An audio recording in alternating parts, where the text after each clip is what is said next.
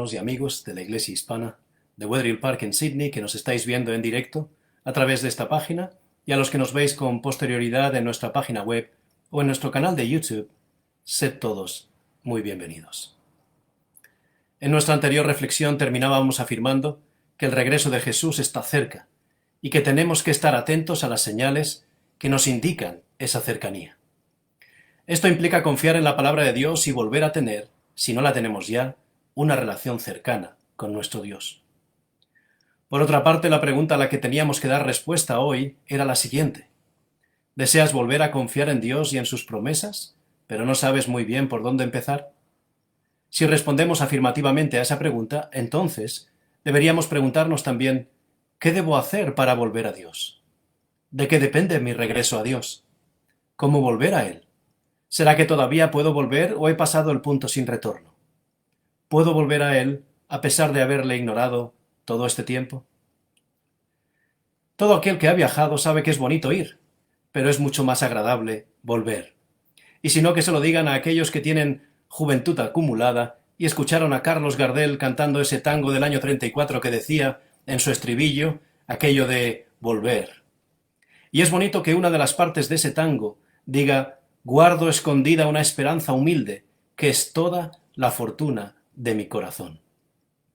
¿Guardamos nosotros una esperanza humilde que es toda la fortuna de nuestro corazón? ¿Qué esperanza tienes tú? Volver significa para muchos regresar a aquello que echan de menos. Volver a su familia, a los amigos, volver a su país. Vuelve, es lo que nos dicen aquellos que desean con todo su corazón que volvamos a estar con ellos, que volvamos a tener una relación cercana, que volvamos para formar parte de nuestras vidas. Cuando buscaba definiciones de la palabra volver, una de ellas me llamó la atención. ¿Sabéis que se dice volver cuando el arado pasa de nuevo por la tierra, cubriendo la semilla que fue anteriormente plantada? Pues bien, de ese volver es del que quiero hablaros hoy. El texto bíblico que nos va a servir de base para esta reflexión se encuentra en el Evangelio de Mateo, capítulo 23, justamente el capítulo anterior a aquel del que hablábamos la semana pasada. En el versículo 37 de ese capítulo 23, Jesús dice algo bien interesante. Jerusalén, Jerusalén, que matas a los profetas y apedreas a los que te son enviados. ¿Cuántas veces quise juntar a tus hijos como la gallina junta sus polluelos debajo de las alas? Y no quisiste. ¿Qué nos quiere decir Jesús con estas palabras? En este texto encontramos 4 grandes verdades de cómo es Dios, de cómo es el ser humano y cómo es la relación que existe entre ambos. La primera verdad que nos presenta este texto es la paciencia de Dios. Jerusalén había matado a los profetas y también había apedreado a aquellos que habían venido a ella como mensajeros de Dios. Para los que conocemos la profecía que se encuentra en Daniel 9, sabemos que Dios, a pesar de que Jerusalén había matado a los profetas y apedreado a los mensajeros, estableció un tiempo para el pueblo de Israel, 70 semanas proféticas, decíamos la semana pasada, para que anunciase las buenas nuevas de la primera venida del Mesías, un tiempo determinado para seguir siendo el pueblo de Dios y reflejar su carácter como principal misión. Dios nunca les rechazó, sino todo lo contrario.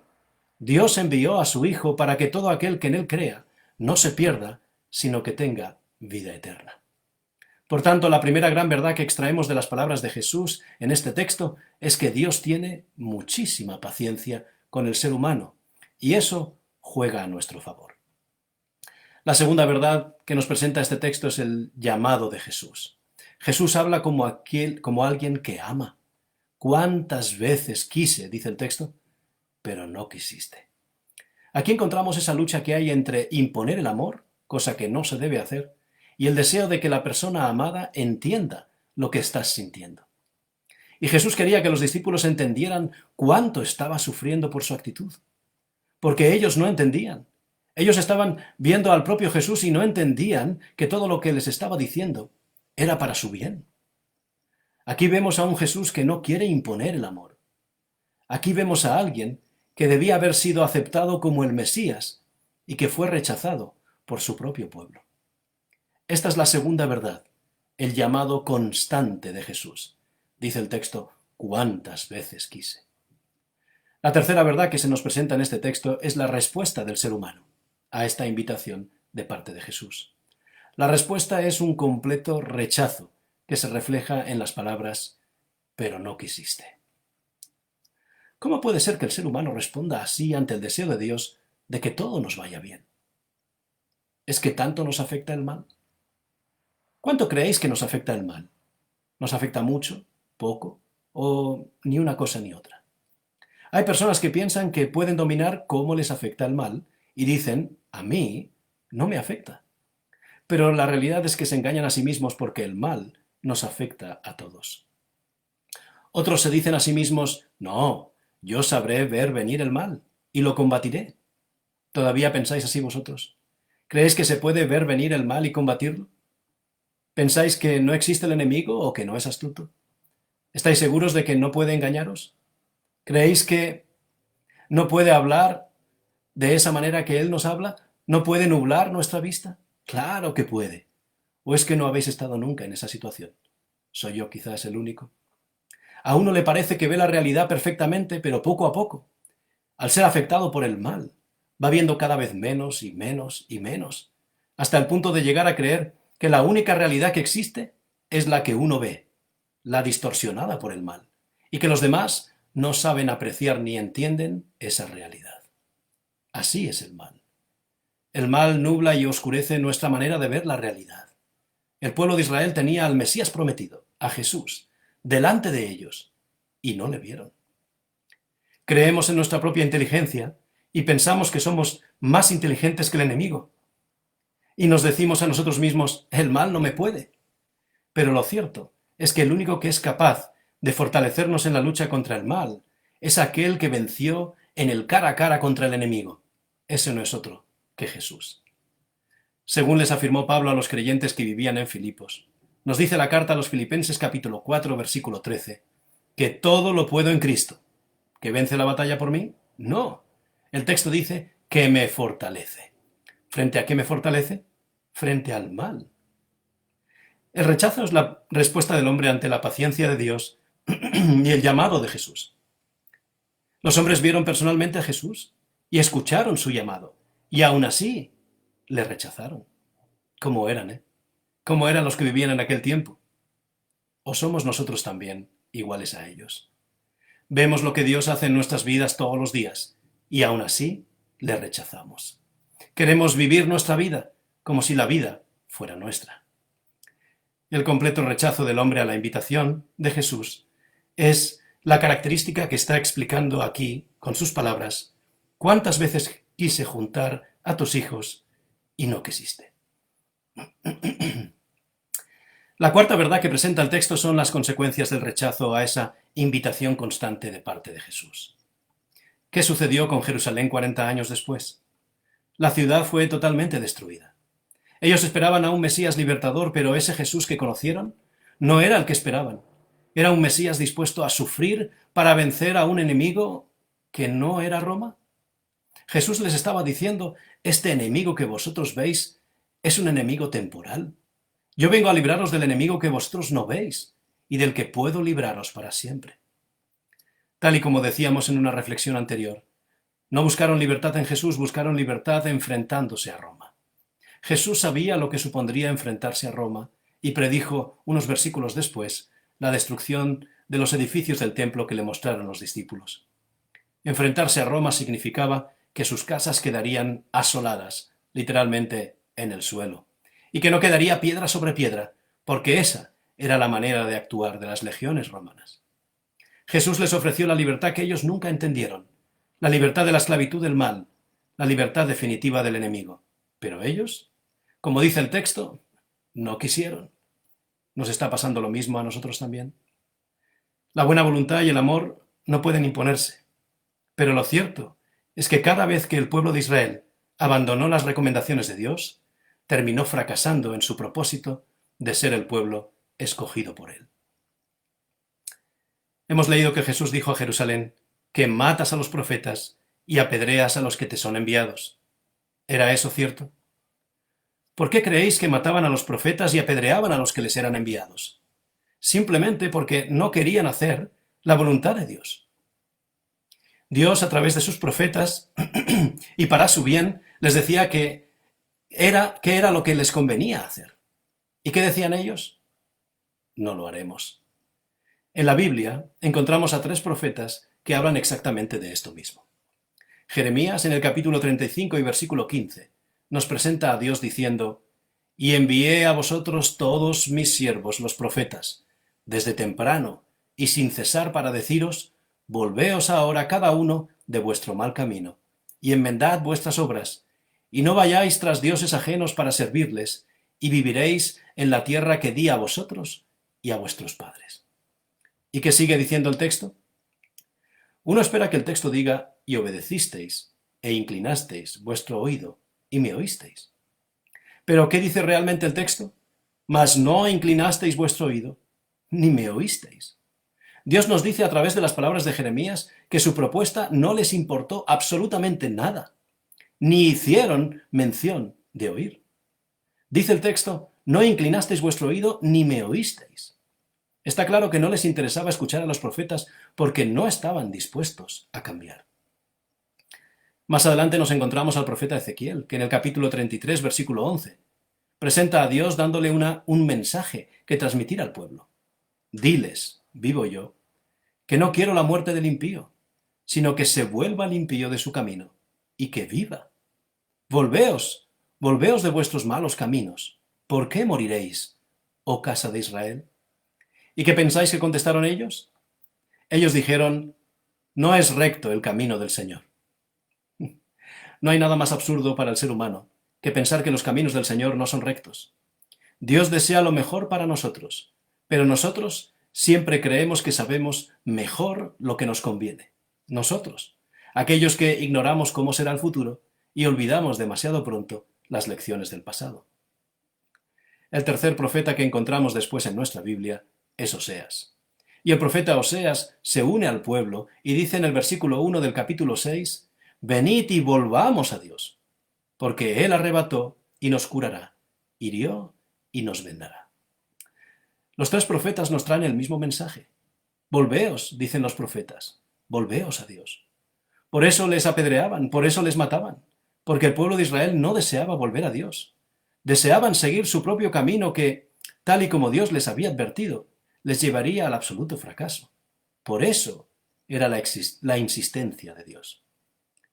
Al igual que Dios invitó a su pueblo a volverse a Él y a volver a andar sus caminos, Dios nos ofrece a nosotros hoy la misma invitación.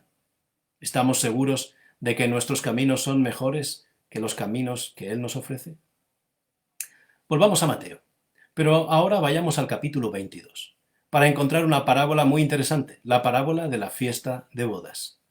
Os invito a que podáis leer esta parábola esta tarde o cuando tengáis tiempo esta semana. Siguiendo el estilo de Jesús, la parábola empieza diciéndonos que el reino de los cielos es semejante a, y en este caso, a un rey que hizo una fiesta de bodas para su hijo. En el refranero español encontramos un refrán que dice lo siguiente: «A buen entendedor, pocas palabras bastan». Y este refrán puede aplicarse perfectamente aquí porque Jesús utiliza esta parábola para explicar lo que había pasado en la historia del pueblo de Israel y lo que iba a pasar en el futuro. El rey de la parábola envió a sus siervos a llamar a los convidados a las bodas. Pero el texto dice: «mas estos no quisieron venir». Eso es justamente lo que hemos leído de los 3 profetas, Jeremías, Ezequiel y Oseas. El pueblo de Israel rechazó constantemente la invitación de Dios para ser sus convidados, aquel pueblo que anunciase y mostrase cómo era Él. Hemos nosotros rechazado en el pasado la invitación de Dios a través de personas que, como lo hicieron aquellos profetas, nos han ofrecido la invitación para volver a Dios, para volver a vivir una vida nueva, en la que podamos llegar a entender y reflejar el carácter de Jesús. El rey volvió a enviar a los siervos, para que les dijeran a los convidados que estaba todo preparado para la fiesta. Mas los convidados no hicieron caso, y se fueron, uno a su labranza y el otro a sus negocios, y otros, incluso tomando a los siervos, los afrentaron y los mataron. Los convidados no hicieron caso de la invitación porque tenían motivos muy loables. Uno fue a su labranza y el otro fue a sus negocios. ¿Hay algo de malo en ello? ¿Hay algo de malo en ser una persona responsable que va a su labranza o que cuida de sus negocios? Lo cierto es que podemos perder la oportunidad de aceptar esta invitación, ignorando la importancia que puede llegar a tener en nuestra vida, excusándonos en motivos que a nosotros nos pueden parecer muy loables. Para estos, era más importante su vida que la invitación. Eran más importantes sus negocios que la invitación a vivir una vida diferente. Era más importante su vida ordinaria que la invitación a vivir una vida extraordinaria. ¿Somos nosotros así? ¿Estamos preocupados de lo que vemos y olvidamos lo que no vemos? Hay que ganarse la vida, dice todo el mundo, pero podemos estar ganándonos esta vida y a la vez perdiendo una vida mejor, aquella que la invitación nos ofrece. Nos dice también la parábola que entonces el rey se enojó y enviando sus ejércitos, destruyó a aquellos homicidas y quemó su ciudad. Esto nos recuerda justamente el texto que viene después, en Mateo 24, versículo 2, cuando Jesús les adelantó a sus discípulos, refiriéndose a Jerusalén y a su templo, algo que ocurriría en el año 70, que fue la destrucción completa de Jerusalén en manos del ejército romano. ¿Veis todo esto?, les dijo a sus discípulos. De cierto os digo que no quedará aquí piedra sobre piedra que no sea derribada. La Biblia nos advierte que no debiéramos afanarnos por nuestras labranzas y por nuestros negocios, porque no hay nada en este mundo que justifique rechazar la invitación de Dios y ocuparnos en aquello que será destruido al final. El rey entonces envió a otros siervos, diciéndoles que los que habían sido convidados no eran dignos y que invitasen a todas las personas que encontrasen. El pueblo escogido por Dios, aquellos que debían ser los convidados a la gran fiesta, no fueron hallados dignos porque rechazaron la invitación e incluso mataron a los profetas. Y fue entonces cuando se les ofreció la oportunidad de asistir a la fiesta a todos los que encontrasen y aceptasen la invitación. Los otros siervos somos ahora los cristianos, y los nuevos convidados que podemos aceptar la invitación de Dios somos tú y yo, aquellos que creemos que Él nos ofrece una invitación que no debiéramos rechazar. Aquellos otros siervos, siguiendo las instrucciones del rey, juntaron a todos los que encontraron, juntamente, dice el texto, malos y buenos, y la fiesta de bodas se llenó de convidados. Los seguidores de Jesús no hacen acepción de personas e invitan a todo aquel que encuentran para que sea un convidado a la fiesta. Pero, ¿os habéis dado cuenta de cuáles eran las características de esas personas que fueron invitadas? ¿Qué dice el texto? ¿Eran todos buena gente? ¿Eran todas personas preparadas, educadas o de buena posición social para ser convidadas a la fiesta real? Dice el texto que entre los invitados a la fiesta había malos y buenos. Y cuando un judío dice malos y buenos, es porque había más malos que buenos. Hay personas que creen que para ser aceptado por Dios, como convidado a esa fiesta, uno tiene que ser buena persona. Pero Jesús dijo lo contrario. Jesús dijo claramente: porque no he venido a llamar a justos, sino a pecadores al arrepentimiento. Finalmente nos dice la parábola que todos ellos entraron a la fiesta. Tan solo necesitaban algo para entrar, una sola cosa, y esa era aceptar el vestido que se les entregaba para asistir a la fiesta. Aceptar el vestido es aceptar que nuestros méritos y nuestra justicia no es suficiente para acceder a la fiesta. Es interesante observar que no importa quién seas, cuando recibes la invitación, debes aceptar el vestido que Dios te ofrece, la justicia de Jesús, el ticket de entrada que tú no puedes comprar, porque Él murió por ti, para que tengas acceso a esa fiesta del Rey. Llevamos mucho tiempo viviendo como aquellos últimos invitados a las salidas de los caminos, y ahora Dios nos dice: no solo ven, sino también vuelve, porque volver es el camino. Volver es la respuesta a la gracia de Dios. Volver es la respuesta a la invitación a la fiesta, a ese regalo que no merecemos. Lo que Dios te está diciendo hoy es: vuelve, porque formas parte de los nuevos convidados, aquellos que parecía que nunca recibirían una invitación, pero han recibido no solo la invitación, sino también el vestido para vestirse. Dios nos dice personalmente: volvamos a tener una relación como la que teníamos antes. Quiero volver a tener esa relación que tenía antes contigo. Vuelve.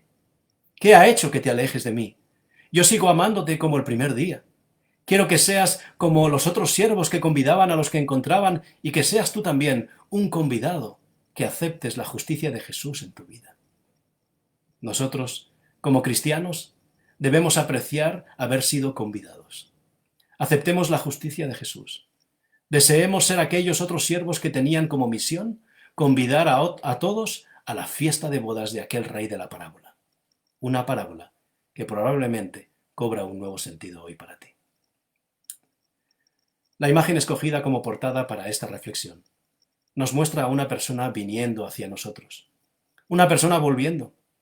¿Quién es ese que vuelve? Ese que vuelve podemos ser tú y yo. Podemos ser cada uno de nosotros. Esa imagen quiere reflejar a aquellos que cruzaron el Mar Rojo y dejaron atrás Egipto y la esclavitud que Egipto representaba. Dios les estaba ofreciendo una vida de libertad, una vida abundante. Tan solo tenían que confiar en Él a lo largo del camino. Volver a Dios es la mejor invitación que vayas a recibir en tu vida. La mejor. No hay otra mejor que esta. Dios te muestra su amor invitándote hoy a volver.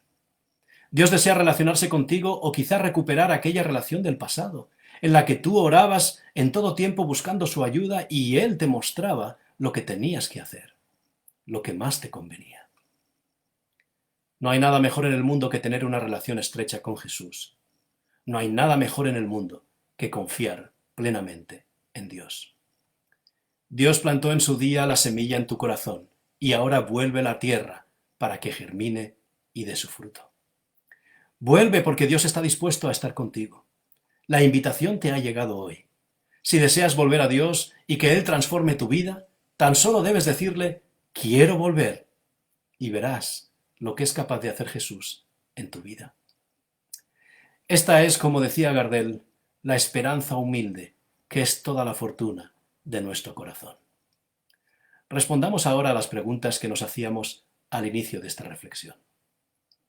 ¿Qué debo hacer para volver a Dios? Debo estar dispuesto a escucharle.